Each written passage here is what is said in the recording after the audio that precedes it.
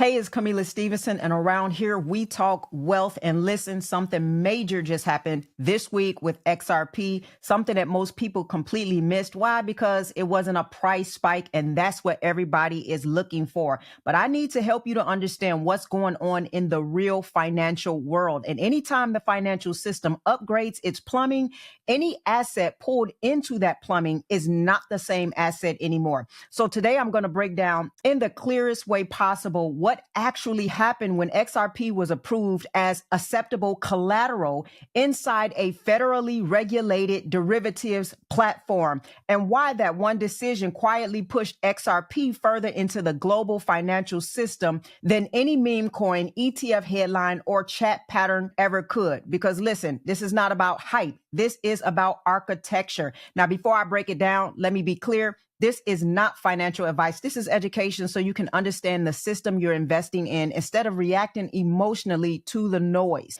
And if you appreciate these kind of breakdowns where we keep it wise, keep it macro, and keep it real, go ahead and hit that like button. Make sure you are subscribed and drop a comment letting me know where you're watching from. All right, let's get into it. Again, this week is not about price. It was about placement. XRP was formally approved as acceptable collateral for the CFTC regulated derivatives platform Bitnomial. Now, let me make that simple. Collateral is the asset institutions post to secure a position in the derivatives market.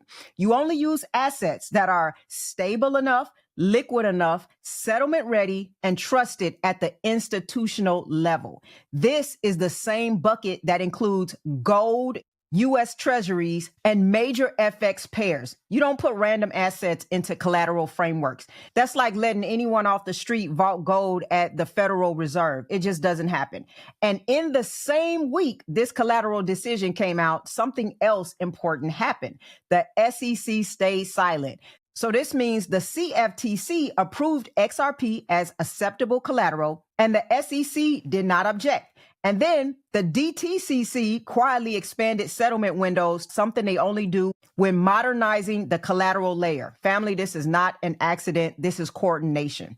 Now, I want to break down what collateral status really means. When the CFTC approved XRP as acceptable collateral, they didn't just say, yeah, sure, throw it in the mix. No, collateral is the backbone of the derivatives system. It's the assets institutions trust enough to post when they're taking on leveraged or hedged positions. So if you want to simplify it, collateral equals the asset Wall Street is willing to bet millions on. You don't use junk collateral. You don't use hype coins. You don't use assets with weak liquidity. You use assets that have deep liquidity, proven reliability, settlement capability, commodity-like stability, and regulatory clarity. And that's the real headline here, is that XRP just got treated like a commodity-grade settlement asset. Let me give you a few implications of this that nobody's probably explaining in a simple way. Number one, collateral assets get locked, not traded. So once XRP is posted as collateral, it's not floating on exchanges. It's not being flipped. It's not creating volatility. And it's also not increasing circulating supply.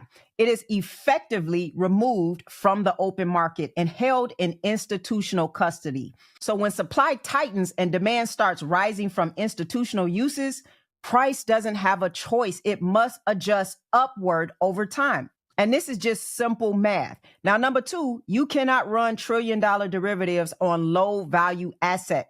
The derivatives system is massive, over 1 quadrillion globally.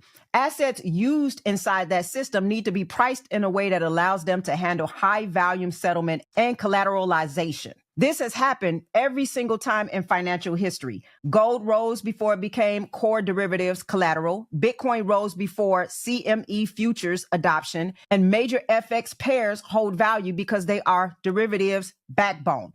Collateral assets don't chase price. Price re-rates to meet the demands of collateral. Let me say that again. Collateral doesn't follow speculation. Collateral forces valuation. Number three, XRP now sits on balance sheets. This is a big shift. Institutions can now hold XRP as recognized commodity, pledge XRP, lend against XRP, and integrate XRP into structured financial products. Before this decision, XRP was that crypto that SEC was fighting. And now It is stepping into the infrastructure layer of U.S. financial markets. And then number 4, this was not a price story. This was a plumbing story. I have to repeat that because everybody is looking at the charts, waiting on a move. By the time the move happens, you are already too late to the party. And that's why I'm educating you in the macro environment, so that you can align your conviction to the actual macro story, which really gives the sober implications of where this price could move in the near future.